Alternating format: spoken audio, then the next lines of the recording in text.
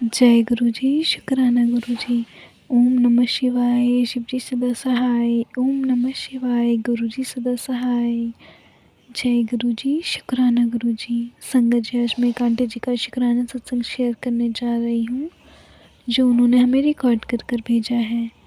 ये एक ब्लेस्ड कर देने वाला सत्संग है, तो कृपया अंत तक बने रहें। जय गुरु जी, शुक्राना गुरु जी। ओम नमः शिवाय, शिव जी सदा सहाय। ओम नमः शिवाय, गुरु जी सदा सहाय। सारी संगत को जय गुरु जी। गुरु जी के श्री पावन चरणों में कोटि कोटि प्रणाम। सबसे पहले मैं अपने पूरे गुरु परिवार से, नाथ रिश्तेदारों से, ब्रह्मांड के पूरे देवी देवताओं से, मेरी माँ कुलदेवी से, मेरे पुरखों पूर्वजों से, नीम करोली महाराज से और मेरे गुरु पिता से, मेरे बादशाह, मेरे शहनशाह से, मुझसे जो भी जाने अनजाने में गलती हुई है, भूल चूक हुई है, मैंने किसी का दिल दुखाया हो, दिल को ठेस पहुँचाई हो, कोई मेरे कारण रोया हो या कोई मेरे कारण दुखी हुआ हो, अपने गुरु जी के श्री वचनों पे ना चल के उनका दिल दुखाया हो, मेरी माँ कुलदेवी मुझसे नाराज हो या पुरखे पूर्वज नाराज हो, इन सब के लिए मैं तहे दिल से आप सबसे माफ़ी चाहती हूँ संगत जी। संगत जी, मैं सत्संग अपने गुरु पा के श्री चरणों में रख रही हूँ। आज 5 मार्च है, भाई दूज है संगत जी, गुरुवार का दिन है और 3:15 हो चुके हैं संगत जी। ये सत्संग दोपहर के टाइम का है जो गुरु जी के श्री चरणों में रख रही हूँ।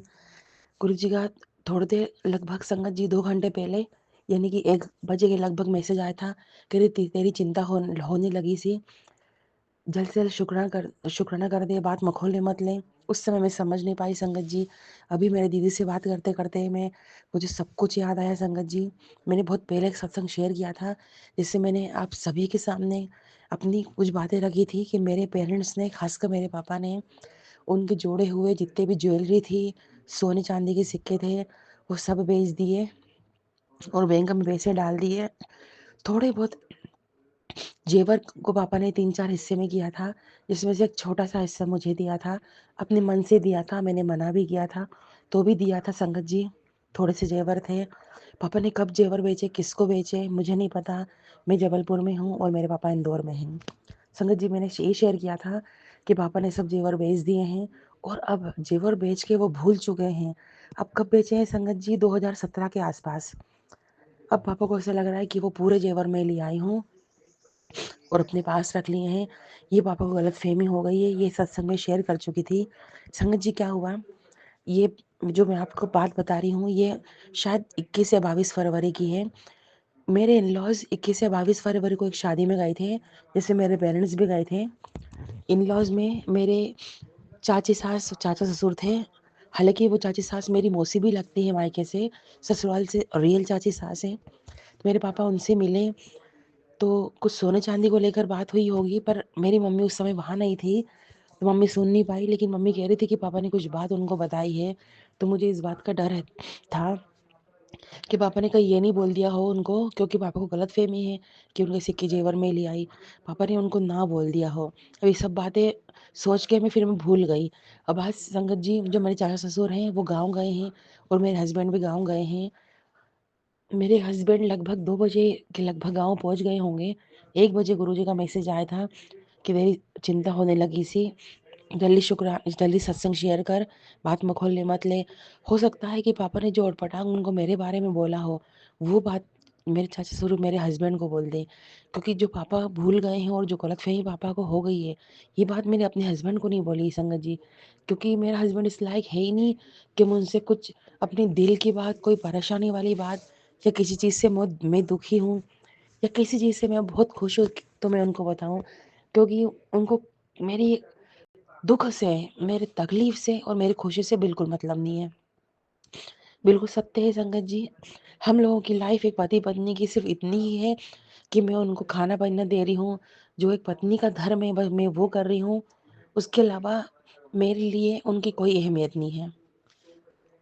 मेरे प्रति उनकी कोई ज़िम्मेदारी नहीं है, कुछ भी नहीं। मैं एक कीड़ा होता है, घर का कीड़ा, एक रेशम का कीड़ा होता है ना जो कमा कर देता है, मैं उनके लिए एक वो कीड़ा हूँ जो घर चला के दे रही हूँ, नहीं तो उनको मुझसे कोई मतलब नहीं है। तो संगत जी, मैं उनको ये बताती भी तो भी कोई फ़ायदा नहीं था और अगर दूसरे नज़रिए देखा जाए तो वो मुझे ही गलत समझते हैं। क्योंकि जिस लड़की का बाप ऐसा बोल रहा है कि मेरे जेवर ले गई, सिक्के ले गई, तो वो इंसान तो ये सोचेगा ना कि मेरी बीवी तो वैसी खराब है उनकी नज़र में, तो उनका पिता पिता सही है कि ऐसा कर सके जब पिता बोल रहा है। तो संगत जी, ये मैंने सत्संग शेयर पहले किया था कि पापा भूल गए हैं, और गुरुजी का बहुत उस समय मैसेज भी आ गया था कि तेरे पे कलंक लगने वाला है। फिर से कल ये मैसेज आया है, या सत्संग की हेडिंग है कि तेरे ऊपर कलंक लगने वाला है बेटा, शुक्राना कर। मैंने कल भी हल्के में लिया और आज ये 1 बजे का मैसेज भी हल्के में लिया, लेकिन गुरुपा देर तो हो चुकी है, लेकिन कहते हैं ना जब जाको जब सवेरा। और गुरुपा आपको समझने में तो पुरानी संगत भी फेल हो गई, तो हम क्या है गुरुजी। जब वो नहीं समझ पाई तो मैं क्या समझूंगी। मैं वो मैसेज को नहीं समझ पाई, लेकिन अभी भी ऐसा लगता है गुरुजी कि थोड़ी सी राह कहीं ना कहीं बची होगी। तो गुरुपा अगर मेरे पिता ने अपनी नादानी में मेरी चाची सास और चाचा ससुर को कुछ गलत मेरे बारे में बोल दिया है, तो गुरुपा मेरे पति तक नहीं आए। वो जो उनने गलत बोला है वो आप तो सब कर सकते हैं, वो भी उनके दिमाग से भुलवा दीजिए, क्योंकि पापा का दिमाग फिरा हुआ है। मेरे पति तक इनमें से कोई बात नहीं आई, क्योंकि क्या कलंक लगेगा वो तो आप ही जानते हैं गुरुपा। मैं तो सोच के भी डर रही हूँ। तो मैं शुक्राना आपसे करती हूँ गुरुपा कि आपने मुझे पहले से आगाह किया, 2 दिन पहले से आगाह किया। आपने पहले से कहा कि कुछ होने वाला है, मैं नहीं समझ पाई। लेकिन अब जब दीदी से बात कर रही थी, जब मालूम पड़ा कि हाँ मैंने कुछ गलती करी जो मैं भूल गई, मैं वो उसे अपनी भूल ही बोल सकती हूँ गुरुजी कि मैं भूल गई। प्लीज़ गुरुजी बिल्कुल भी उन तक बात नहीं है। आपसे दिल से अरदास करती हूँ और संगत जी से रिक्वेस्ट करती हूँ, संगत जी आज मेरा हो सके तो मैं ये सत्संग शेयर अपलोड कर दीजिएगा, क्योंकि मुझे ये डर है कि मैं कोई परेशानी में ना पड़ जाऊँ। और ये सोच के एक खुशी भी है कि सत्संग शेयर कर रही हूँ। हो सकता है कि इस सत्संग से किसी और संगत को भला होए, या किसी और के लिए भी सत्संग हो कि उन तक जाए, वो भी किसी इसे परेशानी में हो कि जो गलती उनने ना करी हो उसकी सज़ा भोग रही हो, तो वो भी इस परेशानी से निकल जाए। क्योंकि मैं इस टाइप की, गुरुजी आप जानते हैं कि जब मैंने अपनी प्रॉपर्टी ससुराल की त्याग दी, तो मुझे मेरे माँ बाप के प्रॉपर्टी से तो चवन्ने का मतलब नहीं है। धन दौलत से मुझे बिल्कुल भी मतलब नहीं रहा गुरुपा, क्योंकि मेरी धन दौलत तो बच्चे हैं, और कलयुग में अब ये भी समझ में आ गया गुरुपा कि वो भी मेरा साथ नहीं देंगे। तो मेरी तो धन दौलत, मेरी तो इज्जत, मेरी बरकत सब आप हो गुरुपा। आप मुझे मिल गए तो मैं ये नहीं कह रही हूँ कि सब मुझे मिल ही जाएगा। आप मुझे मिल गए तो मुझे और किसी चीज़ से मतलब ही नहीं है। प्लीज़ गुरुपा शुक्राना सत्संग कर रही हूँ, और अनंत कोटि शुक्राना आपके श्री चरणों में रख रही हूँ गुरुपा। मुझे इस कलंक से बचा लेना, क्योंकि पापा ने तो बोल रखा होगा, जिसको बोल रखा होगा पति तक ये बात नहीं जाए। मुझे इस बात का दुख है कि मैं सच हूँ तो भी मैं डर रही हूँ। मैं अपनी सच्चाई साबित ही नहीं कर सकती, क्योंकि मेरे पास कोई स्रोत ही नहीं है कि मैं अपनी सच्चाई साबित कर सकूँ। मेरा पति मेरे बस में नहीं है, मुझे समझता नहीं है। पिता ने मुझे वैसे चोर घोषित कर दिया है। तो अब कहते हैं ना, एक लड़की की ज़िंदगी में पिता और पति बहुत महत्व रखता है। तो ये तो मेरे हाथ से छूटे हुए हैं। मैं इन लोगों के लिए एक तुच्छ जीवी, एक निर्दयी, एक बेकार का जीव हूँ, जो किसी काम का ही नहीं है। हालाँकि वो नहीं समझते कि मैं अपनी गुरु की बेटी हूँ। गुरु की बेटी अपने आप में बहुत गर्व की बात है, लेकिन फिर भी गुरुजी दुःख तो मुझे होता है कि ना पति समझता है, ना पिता। तो ये जीवन तो ऐसे ही हो गया, लेकिन इस बात का सुख है कि आपने बची हुई ज़िंदगी में हाथ थाम लिया गुरुपा। नहीं तो अपने को तो यही बोलती कि मैं तो बेकार ही हूँ, मेरी तो लाइफ ही बेकार है। मेरा तो अब जीना भी बेकार है। पर अनंत कोटि शुक्राना गुरुपा, लख लख शुक्राना कि समय रहते आपने मुझे समझा दिया और सत्संग शेयर करवाया। और प्लीज़ संगत जी, फिर से मैं आपसे रिक्वेस्ट करती हूँ, मेरा सत्संग शेयर अपलोड कर दीजिएगा। और प्लीज़ संगत जी, आप भी और सभी संगत जी से रिक्वेस्ट है कि आप अरदास करिएगा कि ये कलंक मेरे माथे से हट जाए।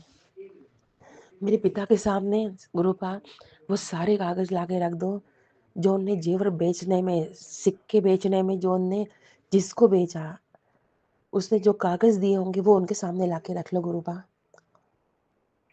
तो उनको सच्चाई मालूम पड़ जाएगी। उनको जहाँ उनकी याददाश्त गई है, वहीं उनको याद दिला दो गुरुपा। कि मेरे पास उनके कोई सिक्के, कोई जायदाद नहीं है, कोई जेवर नहीं है। जो उनने आगे रख के दिया था वो ही है, वो भी उनने दिया था, मैंने नहीं माँगा था। और मैंने उस समय भी मना करा था कि इस पे मेरा हक नहीं है। प्लीज़ गुरुपा, सच्चाई ला के रख दो उनके सामने गुरुपा। ना मैं ऐसा मरना चाहती हूँ, ना मैं चाहती हूँ कि वो दुःख लेके मरे और ना मुझे दुःख दे के मरे। प्लीज़ गुरुपा। संगत जी, आप सबसे रिक्वेस्ट है संगत जी कि जो भी संगत इस असमंजस में है कि ना पिता समझ पा रहा है, ना पति समझ पा रहा है, तो गुरु जी के श्री चरणों में हो जाइए आप। वो ही रास्ता निकालेंगे, क्योंकि हमारे हाथ में कुछ भी नहीं है। प्लीज़ गुरुपाल, आपसे अनंत विनती है गुरुपा, करोड़ करोड़ विनती कर रही हूँ गुरुपा, अरदास कर रही हूँ कि ये कलंक से मुझे निकालो गुरुपा। सुन सुन के कान पक गए हैं कि जिस चीज़ के बारे में सोचा नहीं है वो चीज़ का प्रकोप लग गया मेरे मत्थे। वैसे भी ग्रहण, ये होली, ये सब दुखदाई हुई है। संगत जी, इस आज इतना ही मेरा सत्संग बड़ा हो गया है। नए सत्संग में अब मैं फिर आऊँगी अपने गुरुपा के चमत्कार लेकर। फिलहाल मैं लख लख शुक्राना करती हूँ गुरुपा का, करोड़ करोड़ शुक्राना करती हूँ गुरुपा कि गुरुपा आपने अभी तक बचा के रखा है, आगे भी बचाएंगे। बस कुछ ऐसा करना कि मेरे हस्बैंड के सामने कोई बात जाहिर ना होए, और गुरुपा अगर जाहिर होए तो सिर्फ सच्चाई जाहिर होए, बेबुनियादी किसी की बनी हुई बातें नहीं गुरुपा, सच्चाई जाहिर हो जाए। अब सिर्फ वही बातें उनके सामने आए जो सच है गुरुपा, ताकि उनकी जो आंखें बंद पड़ी है सालों से, जो वो सो रहे हैं झूठे दिखावे में, झूठी बातें लेके मेरे खिलाफ, अब उनकी आंखें खुले गुरुपा।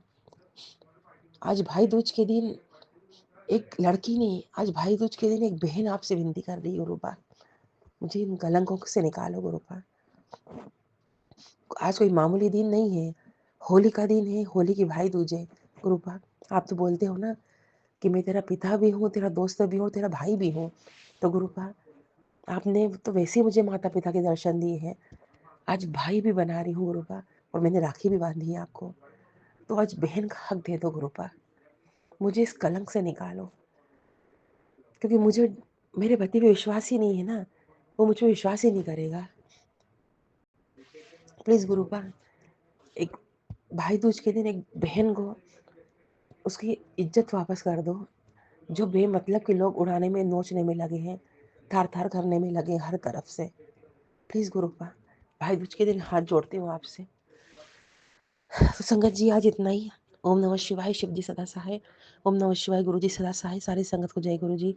सभी संगत जी को होली की लख लख शुभकामनाएं, बधाइयाँ।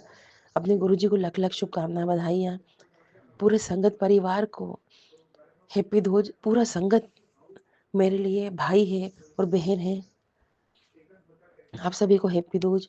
और आप सबसे विनती है, आप सब अपनी बहन की लाज रखना, उसकी मान सम्मान रखना, और उतना ही पत्नी का भी रखना।